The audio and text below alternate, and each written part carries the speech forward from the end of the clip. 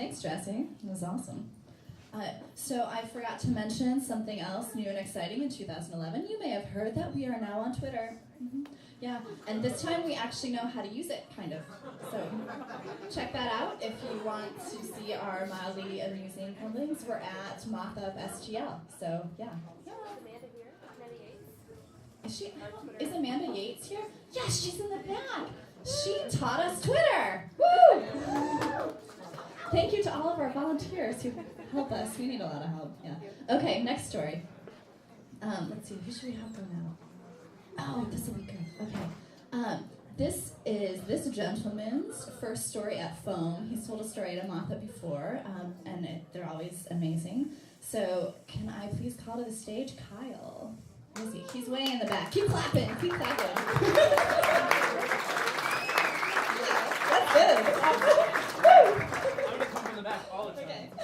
Sorry, hold on. Oh, just one more. Okay. Do you want me to take that for you? No, I'm alone, so I just.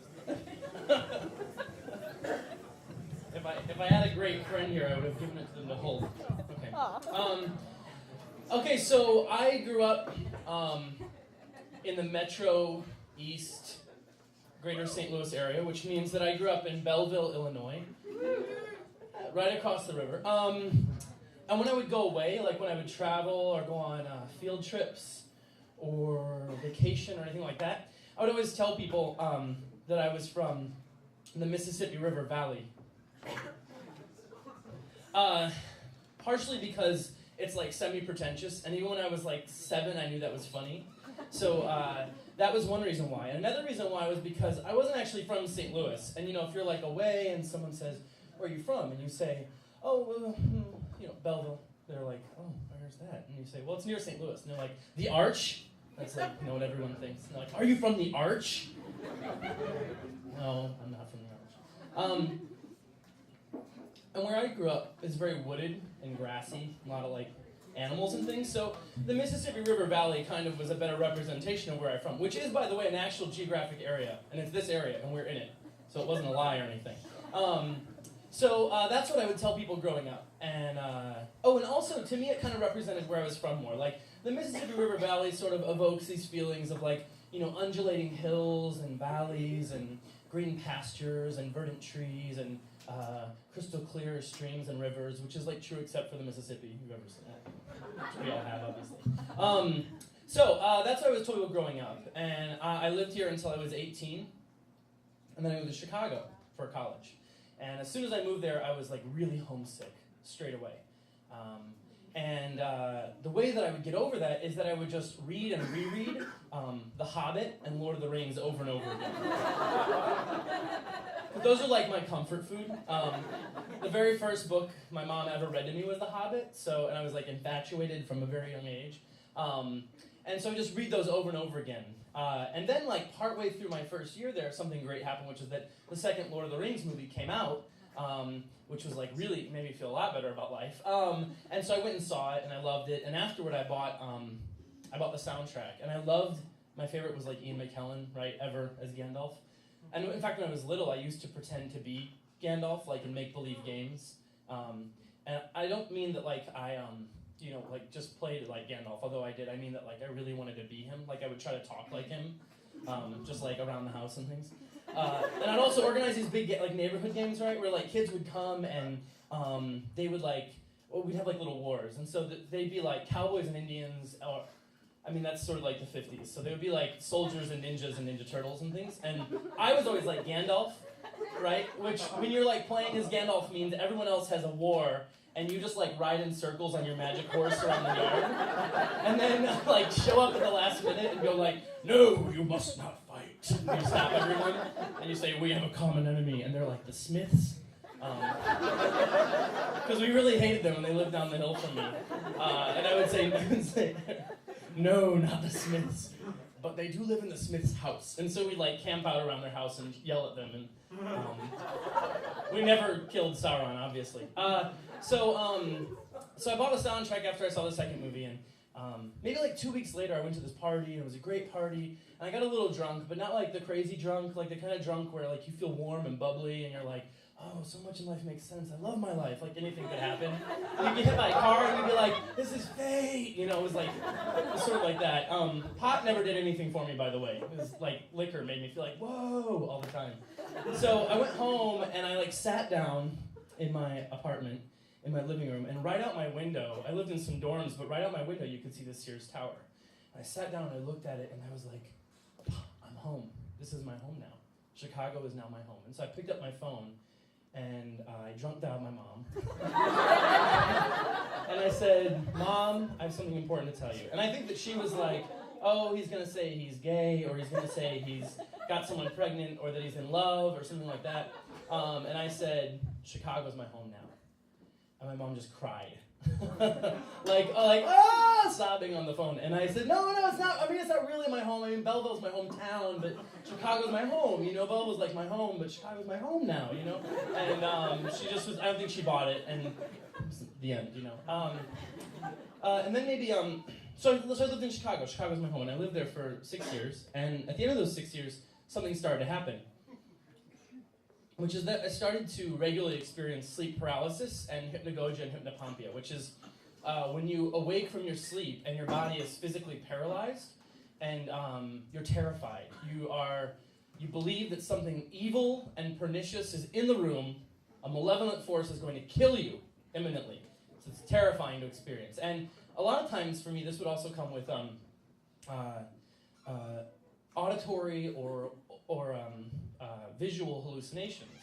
And so I'd be in my bed and I couldn't move, and I'd be like, oh, what's going on? And I couldn't talk or anything. I would try to call up to my roommate and just be like, nothing.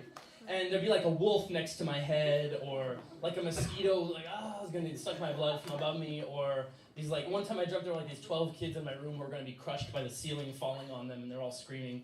They were like, help me, Kyle! And I was like, I can't move. So it's really terrible. And first just happened once every couple months. And I think a lot of people experience this thing once, maybe 3 times in their lives. And they're like, I was possessed for 5 minutes, you know.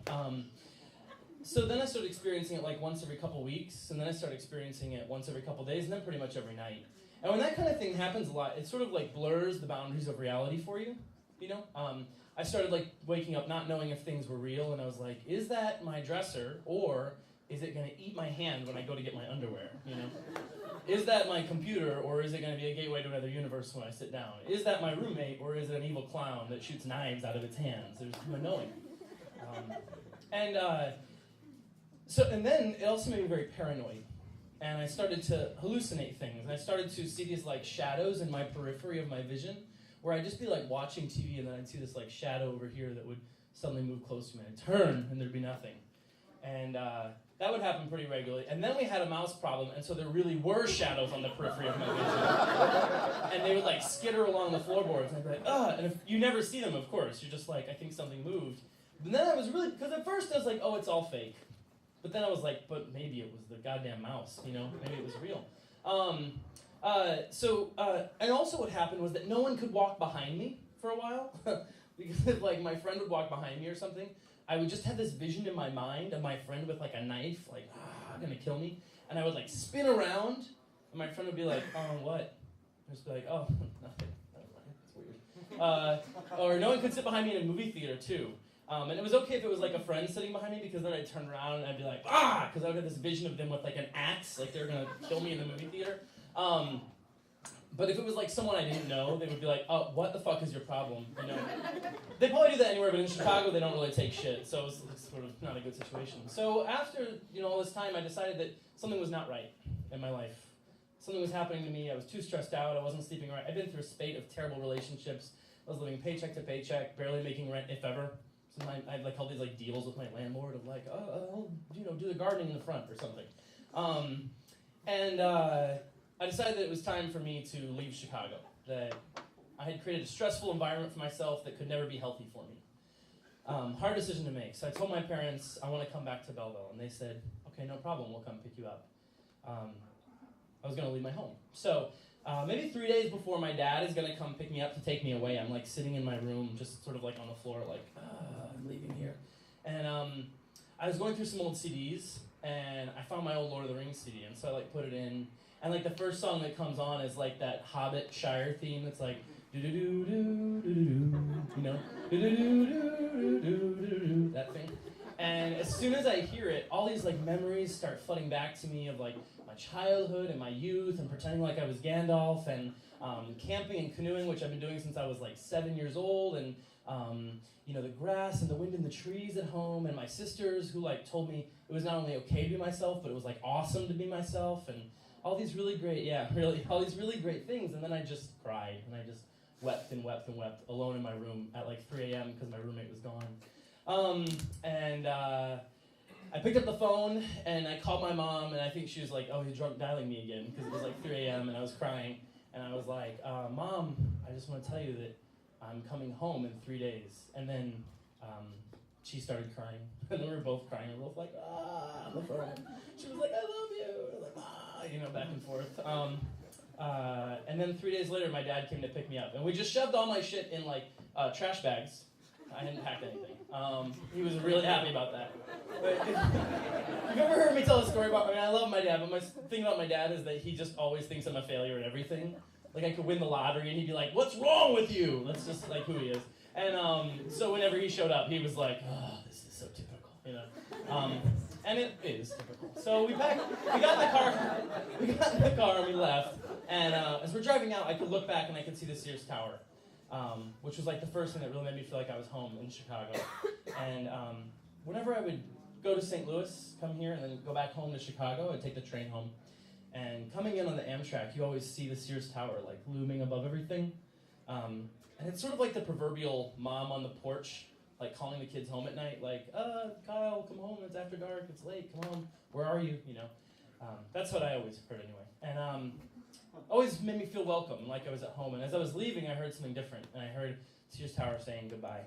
Because even though I told my parents when I said I want to move home to Belleville, I said, just for a year, you know, I'm just going to like save money and get better, and then I'm going to go back and finish school.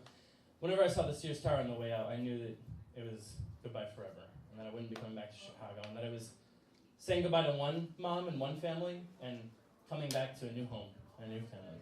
Well, an old home, an old family, I guess, the oldest kind. And that's where I am now. And so it was a goodbye to Chicago, but it was a very big welcome back to the Mississippi River Valley. I'm happy to be in.